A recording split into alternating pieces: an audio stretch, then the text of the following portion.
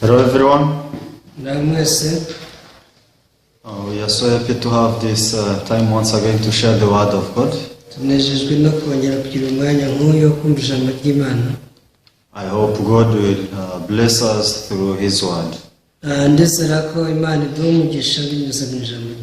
So we are going to pray, then we begin sharing the word. Father, we thank you for this evening. It is your grace and mercy for us to listen to the word. Because you are people who are made to listen or thoughts only. But Father, when the word of God comes, of course, it challenges our heart, but by your grace we can avoid our thoughts and receive the word of God.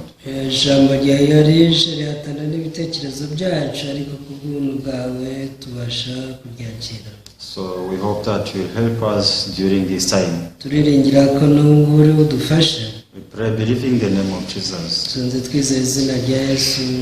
Amen. This evening we are sharing from the book of 2 Timothy, chapter 4, verse 1. 2 Timothy chapter 4 from verse 1. Judge you therefore before God and the Lord Jesus Christ, who will judge the living and the dead at his appearing and his kingdom. Ndagutongerera mu maso y'Imana no mu ya Kristo Yesu uzaciraho iteka abazima n'abapfuye bazaboneka aje kwima ingoma ye. Preach the word, be ready in season and out of season. Convince, rebuke, exhort with all long suffering and teaching. Ubwirize abantu ijambo ry'Imana, ugira umwete mu gihe kigukwiriye no mu kidagukwiriye.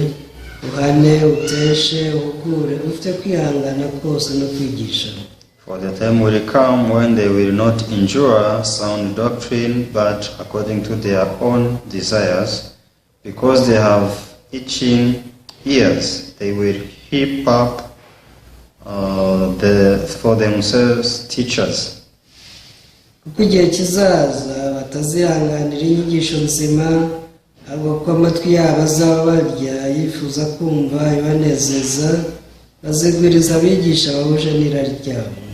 And they will return their ears away from the truth and be turned aside to fables.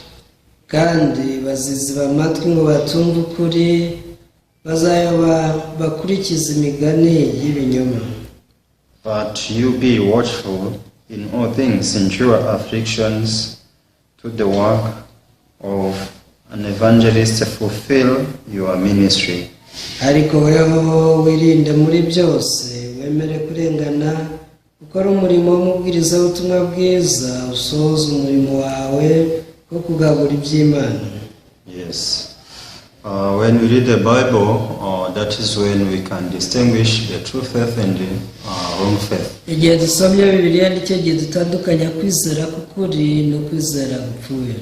When people have nothing to do with the Bible, they just living their spiritual life vaguely.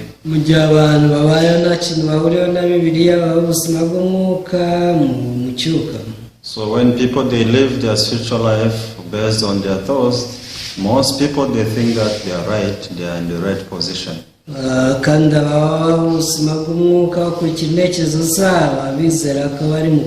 How can you know that you are living spiritual life based on your thoughts? So actually when we have the word of God in our heart, something comes first is the true rest.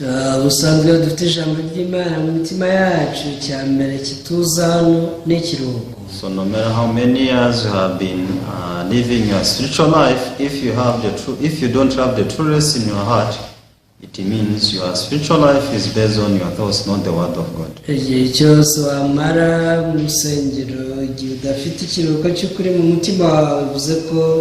utabaho ubuzima bw'umwuka nyabwo.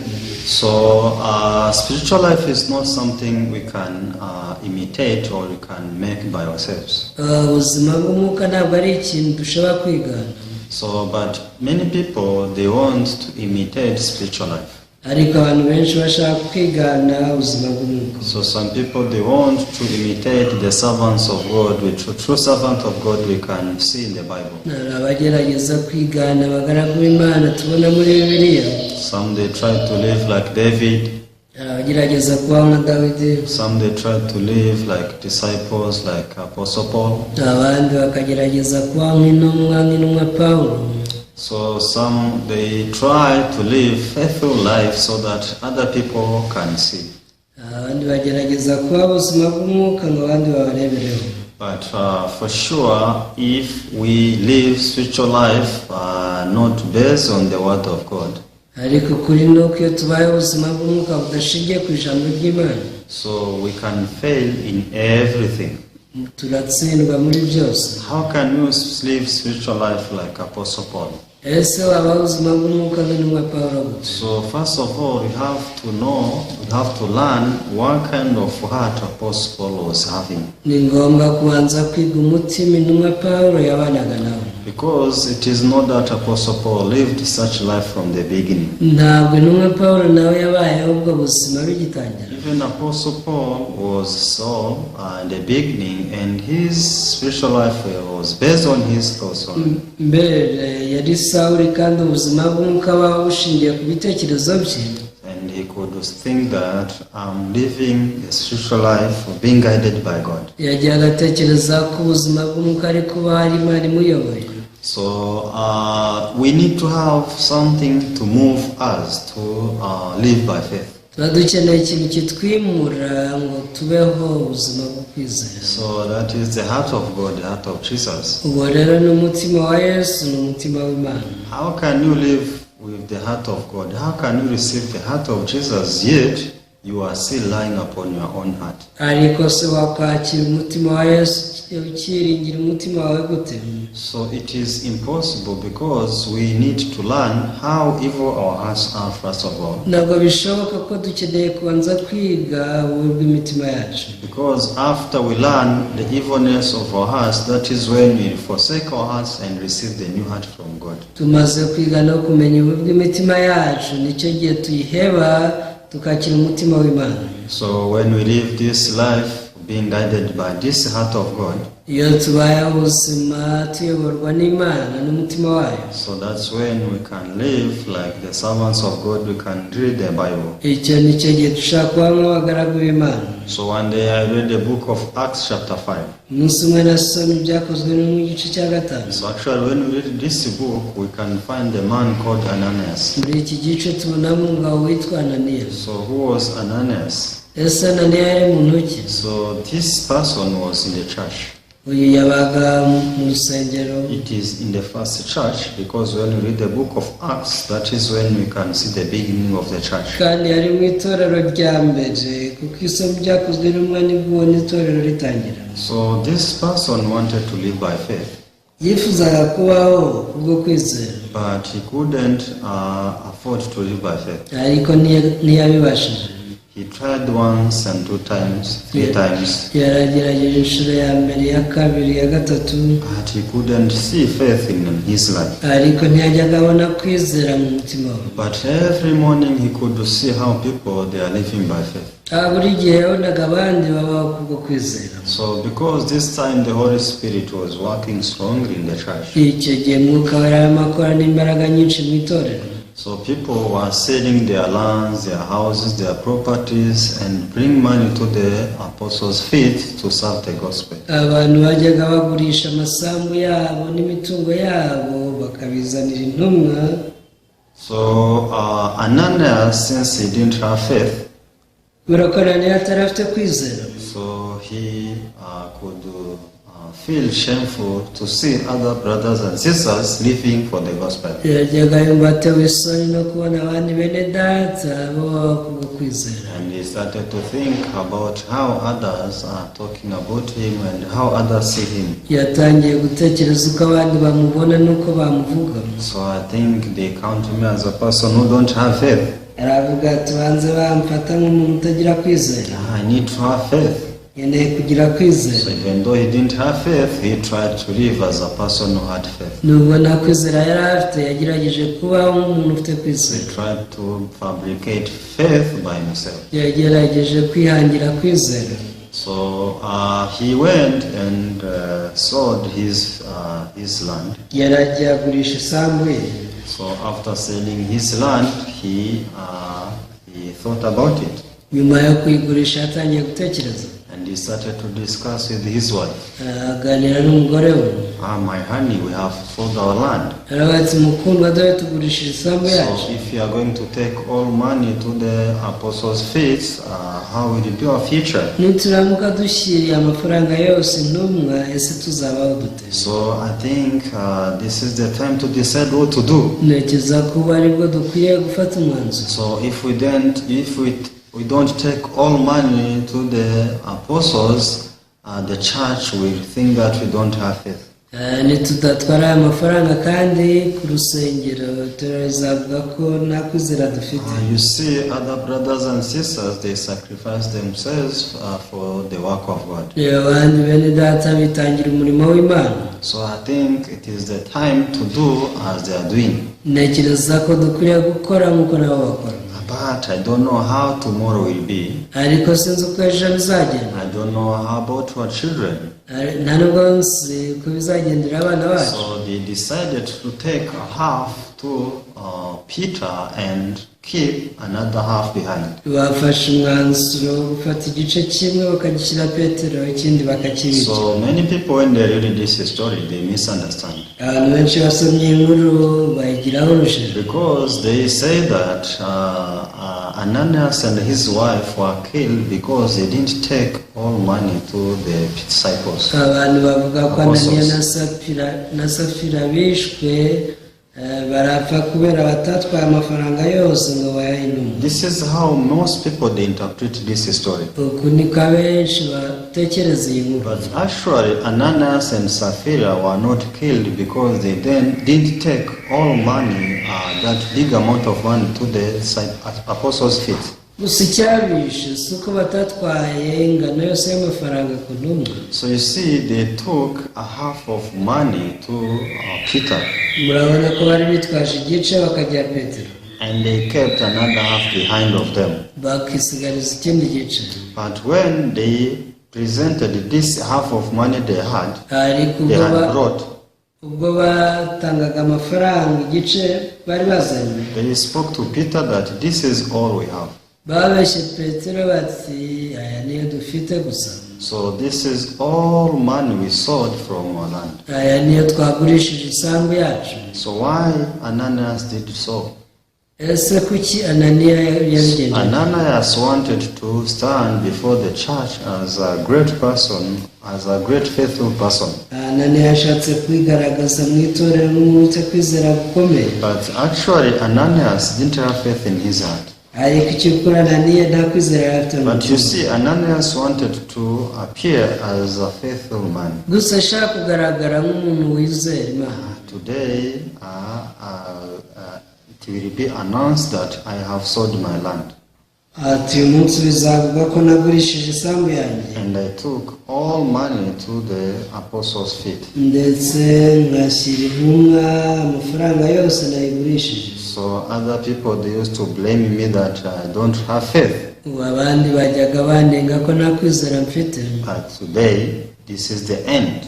Ariko uyu munsi birahita I birangira. will not be shameful anymore. Ntabwo nzongera gukorwa n'isoni. So this is what he was thinking in his heart. Uku niko yatekereje mu mutima we. But actually, for Ananias to lie Peter, this was not Peter but God himself. Ariko ubwo Ananiya yabeshyaga Petero, si Petero yari abeshya, ahubwo yari abeshya Imana. So Peter rebuked him seriously. Petero yaramucyashye cyane. Why are you lying the Holy Spirit? Amaze ati niki giguteye kubeshya mwuka Is wawe? all this money you sold from your land? Ese ko kwiniyanganya y'amafaranga wagurishije isambu? Ananias replied twice saying, this is the only money we have. Ananiya yarasize ati rwose aya niyo mafaranga twayigurishije. But this was not the true heart of Ananias. Ariko ntabwo kwari ukuri ko mu mutima we. So Ananias was foolish. Ananiya yabaye umupfapfa. Because Ananias was in the position to learn the true faith. Ananiya yari mu mwanya mwiza wo kwiga kwizera. Because Ananias was together with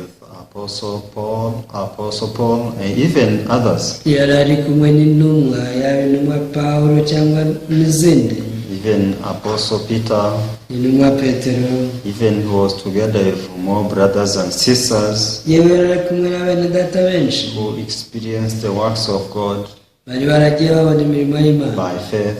Ubwo kwizera. So he was in the right position for him to learn how one can gain the true faith in his heart. Yari ari mu mwanya mwiza wo kwiga uko umuntu agira kwizera mu mutima. But instead of learning how he can gain faith in his heart, he wanted to stand as a faithful man. Ariko aho kwiga uko yagira kwizera nyako, yashatse guhagarara imbere y'Imana nk'umuntu ufite kwizera. There was no shameful for him to say that I have sold my land. Nta soni yigeze agira, nta n'isoni yagombaga kugira zo kuvuga ati nagurisha isambu. So I and my wife, we decided to bring half of the price. Ariko njye n'umugore wanjye icyo twemeje ni uko twabaha igice gusa. So this is an offering, we receive it. Iri ni ituro rero twabonye mu ryakira. This was not a problem at all. Ibi rwose nta kibazo byari biteje. So I don't have faith. Ati nta kwizera mfite. Since I don't have faith, I'm not ready to sell my land. Rero kubera ko nta kwizera mfite, siniteze guheba isambu yanjye. So this was not a problem at all. Ibi ntabwo cyari ikibazo habe na gato. Why does he has to be stressed to sell his land? Ese kuki yagombye kwitesha umutwe ngo aragurisha isambu? So because Apostle Peter told him, before you sold your land, it was yours. Nyuma Petero aramubwira ati na mbere yo kugurisha isambu yari yawe. Even after you sell your land, the money was yours. Umaze no kuyigurisha amafaranga rwose ni ayawe. Why did you advise yourself to lie the Holy Spirit? Ase kuki wiyemeje kubeshya mwuka wera? So many people, this is how they are learning their spiritual life. Abantu benshi ko niko baba ubuzima bw'umwuka. So they give offering. Batanga amaturo koko. They go to church. Bajya mu rusengero. They join choirs, they sing. Bararirimba muri korali. Preach the word. Ye bajya bavugana ijambo ry'Imana. So they live such kind of life. And when you see them, that you can say, these people, they are faithful. Babaho ubuzima nk'ubwo ku buryo ubarebye bavuga utaba nabizera. But what is inside of their heart? Ariko iba mu mitima yabo. Is condemnation. Ni ukwicira urubanza. Only sin is torturing them. Icyaha nicyo kiba kibatoteza gusa. Why do they have sin in their hearts? Ese kuki baba bagifite icyaha mu mitima yabo? Surely it is the sin of not believing. Mu by'ukuri icyo ni icyaha cyo kutizera. So the reason why they are still having condemnation in their hearts, igituma kigira urubanza rw'icyaha muri bo, is because they didn't believe. nuko batarizera. But the problem, they want to stand as people who believe. Ariko ikibazo bashaka guhagarara imbere y'Imana nk'abizera. I believe. Ndizera. I'm a Christian. Ngende umukristo. I have faith. Mfite kwizera. I have a great faith. Mfite kwizera gukomeye. So people, they want to stand the position of faithful people, though they don't have faith in their hearts. Abantu bashaka guhagarara mu mwanya wo kwizera nubwo batizera. So because they are standing in that position, rero mu gihe bahagaze muri uwo mwanya, they really miss the chance to learn the true faith. batakaza amahirwe yo kwiga kwizera nyako. When they listen the word of God, mu gihe bumvise ijambo ry'Imana, they don't think that they are supposed to receive this word of God or listen this word of God. ntibajya batekereza ko bagakwiriye kuritega amatwi. Instead, they say, we are believers. baba baterega twebwe twizera Imana. You can go and preach those people who don't believe. genda ubwirize bariya batarizera. Those who are in the bars, abari mu kabari, those harlots, bamaraya, those sinful people. aba banyabyaha babikora. You can go and preach them so that they can repent. genda bari ubwiriza bihane. Because they have already put themselves in a place where they think that they are believers, they are running spiritual life well. kubera ko barishyize mu mwanya wo gutekereza ko ari abizera beza. But let me tell you, ariko reka mbabwire, you are Christian, uri umukristo, you are believer, uri umwizera, you are pastor, uri umushumba, maybe you are evangelist, cyangwa se uri umuvugabutumwa. maybe you are doing the work of the church very well. wenda ukora n'imirimo yo mu rusengero neza. But are you righteous or you are sinner before God? ariko se uri umukiranutsi cyangwa uri umunyabyaha That imbere is the y'Imana? most important.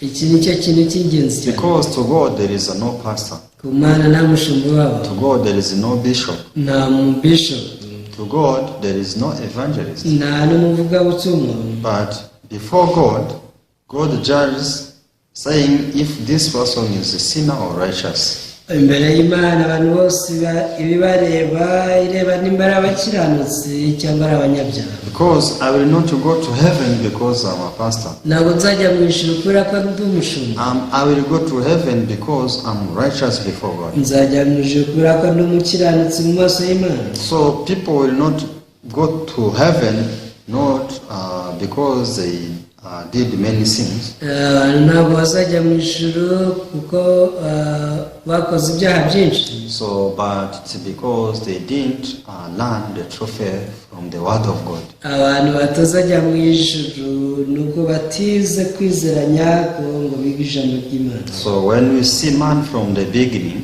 iyo witegereje umuntu kuva mbere hose, cannot go to heaven by himself. ubona ko atabasha kujya mu ijuru. So that is the reason why God teaches us that don't rely upon yourself. niyo mpamvu Imana itwigisha ngo ntimukiyiringire.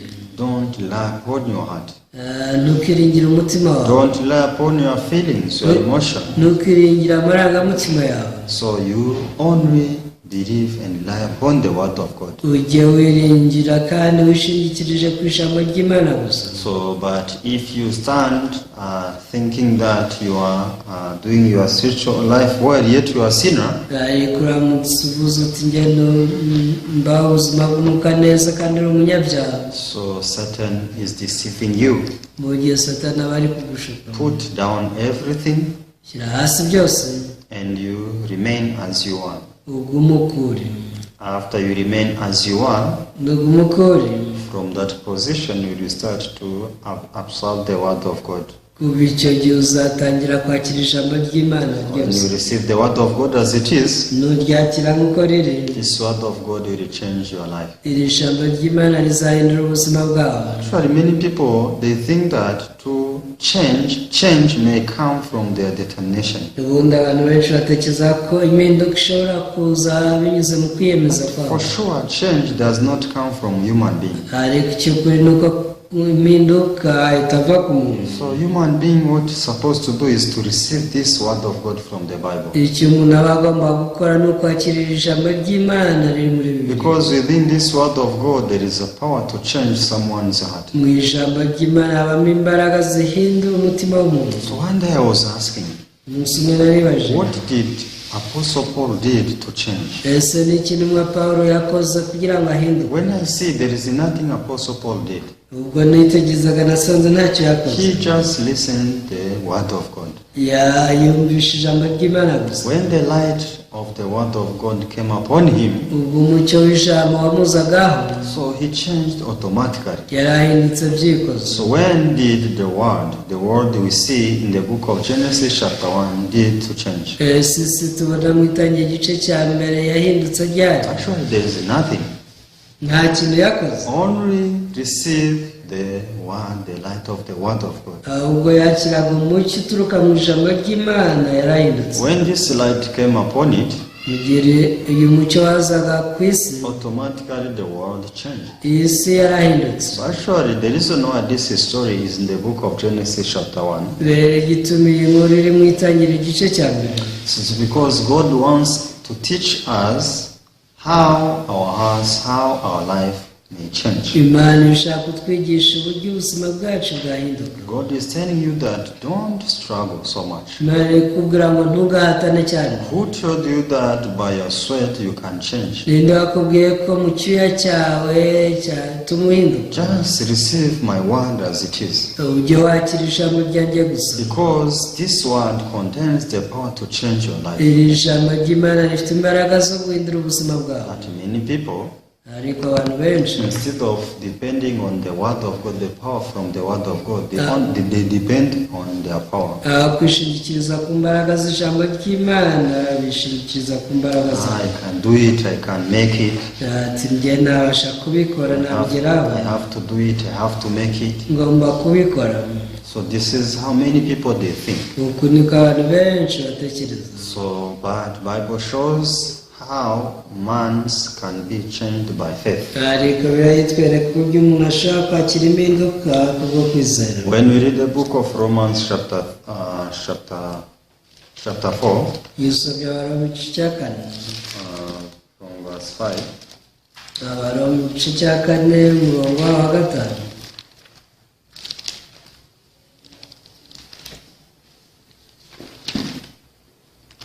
Romans chapter 4 from verse 5 says, But to him who does not work, but believes on him who justifies the ungodly, his faith is accounted for righteousness. Aragira ati mu Baroma 4:5 ariko rero udakora ahubwo tuzera utsindishiriza abanyabyaha kwizera kwe kumanizwa no gukiranuka.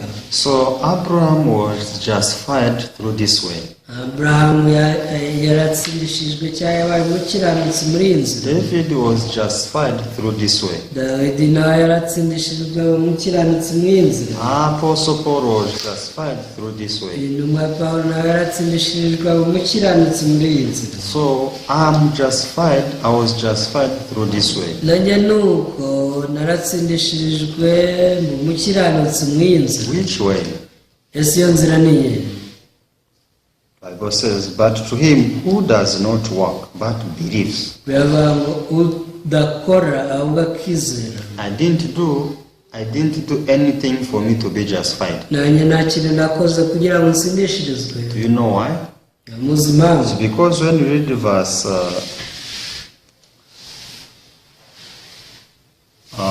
4, now to him who works, the wages are not counted as grace but a debt. Impamvu iri mu murongo wa 4 uravuga ngo nyamara ukora ibihembo bye ntibimuhanira no guherwa ubuntu ahubwo abyita ubwishyu. Because what I received, I call it grace. Icyo nakiriye nyita ubuntu. Why? Because I didn't work. Urako ntacyo nakoze. I just received the grace of God. Nakiriye ubuntu bw'Imana gusa. So grace means ubuntu buvuze ngo I didn't do anything. nta kintu na kimwe nakoze. Something given for free. Ahubwo ibyo mfite byose nabihawe ku buntu. I was not thinking in this way from the beginning. Mbere siko natekerezaga. I was struggling so much to be justified. Najyaga matana cyane ngo nsindishirizwe. I was depending on my good works. Najyaga niringira imirimo yanjye myiza. I was depending on my determination. Najyaga niringira kwiyemeza kwanjye. But I came to realize, to discover that I don't need to depend on myself. Ariko naje gutahura ko nakeneye kwishingikirizaho. God sent Jesus in this world so that Jesus, we can depend on him. Imana yaje Yesu mu isi ngo abe ariwe twiringira. Because God cannot see something good from me. Kubera ko nta cyiza Imana imbonamo. So only good God can accept, it is something good from Jesus. Icyiza Imana ishobora kwakira ni kiva kuri Yesu. So the performance of Jesus on the cross is good 100% before God. Ibyo Yesu yakoze ku musaraba ni byiza 100% mu maso y'Imana. So that is the reason why by Jesus I can be accepted by God. Niyo mpamvu ku bwa Yesu nemerwa n'Imana.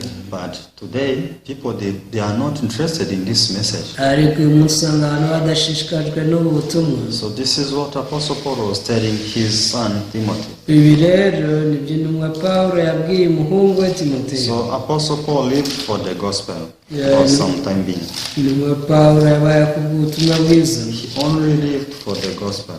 yabaye kuvuga ubutumwa bwiza gusa. He knew how difficult it is to lead people's hearts. yarazi uburyo kuyobora imitima y'abantu bigora. Now it was his last time. yari ari mu bihe bye bya nyuma. So he was speaking to Timothy, his son, because Apostle Paul was born again through Apostle Paul. yatangiye kubwira ubutumwa yashaka gusigira umuhungu we Timoteyo kuko yabutse ubwa kabiri binyuze ku ntumwa Pawulo. So preach the word, verse 2.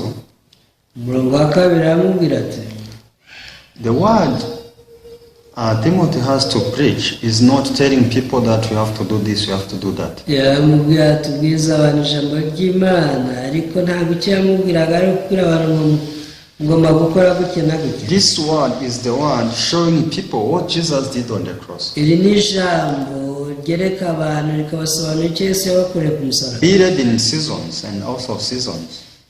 yaravuze ati ugire umwete mu gihe kigukwiriye no mu kidagukwiriye. Convince, rebuke, exhort with all wrong suffering and teaching. yewe uhana uteshe uhukure ufite kwihangana kose no kwigisha. Verse 4 says, And they will turn their ears away from the truth and be turned aside to fables.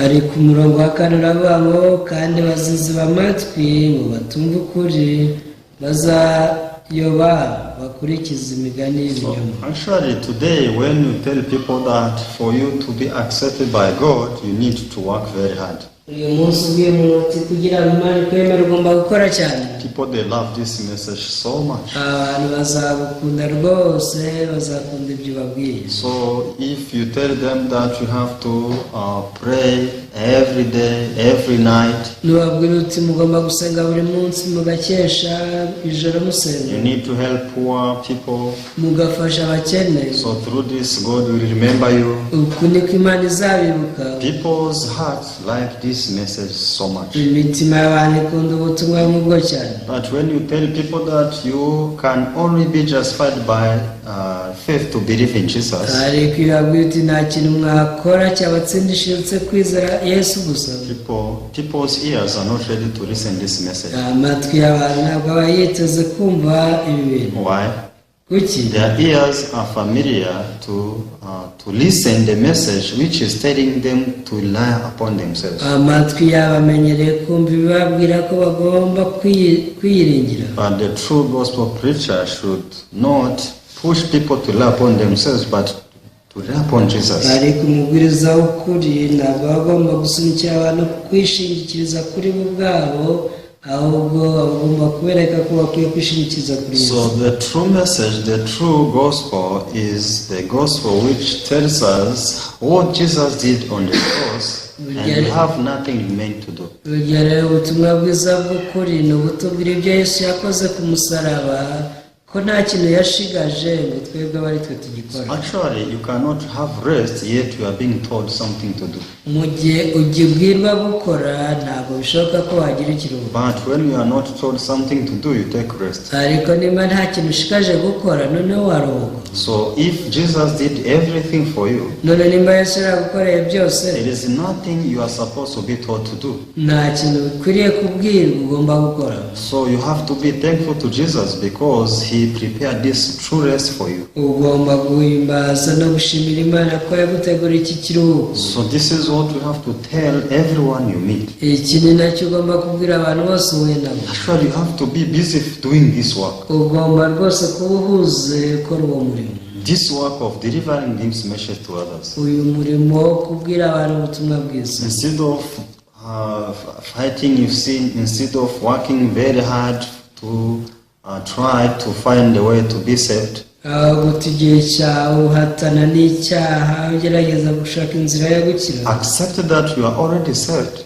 wemere ko wakijijwe. After you have this true rest in your heart, numara kugira ikiruhuko nyacyo mu mutima wawe, you start to bring this seed to the others. iyo mbuto utangire ibibe ku bandi. This is the work Jesus wants you to do. uyu niwo murimo wonyine Yesu ashaka gukora. I hope we stop struggling with sin because Jesus has already taken away our sin. niringiye ko twahagarika guhatana n'icyaha ko Yesu yamaze gukuraho ibyaha byacu. So don't listen the voice of the devil. ntugategera amatwi ijwi rya Satani. Because the devil will keep telling you that you are not saved yet, you are not saved yet, you are still sinning, you are still sinner. Mwanzi Satani arakwibutsa ngo uracyari umunyabyaha ntabwo urakira agakiza.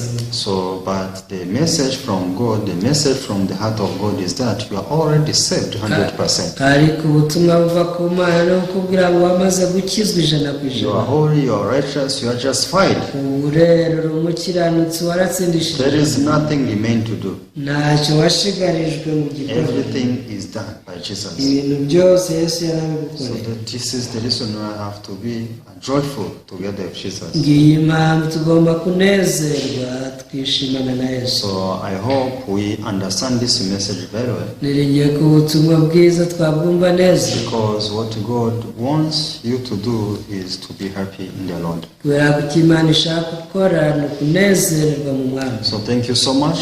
Murakoze cyane. I will share with you up to here. Turaganira kugeza aha. Let's pray. Reka dusenge. Father, we thank you for this message. Data turagushimiye kubw'ubutumwa. So many people are deceived by Satan. Abantu benshi bashutwe na Satani. Though Jesus did everything for us. Nubwo Yesu yakoze byose ku bwacu. So but people, they are still thinking that there is something remain to do. Ariko abantu bacyatekereza ko hari ikintu cyasigaye bagomba gukora. This is the deceit of Satan. Uyu ni umutego wa Satani. So allow us to discover the deceit of Satan so that we can believe this word of God as it is. Utwemere gutahura imitego ya Satani kugira ngo twizere ijambo ryamukorera. In the name of Jesus we pray everything. Dusenze byose mu izina rya Yesu. Amen. Amen.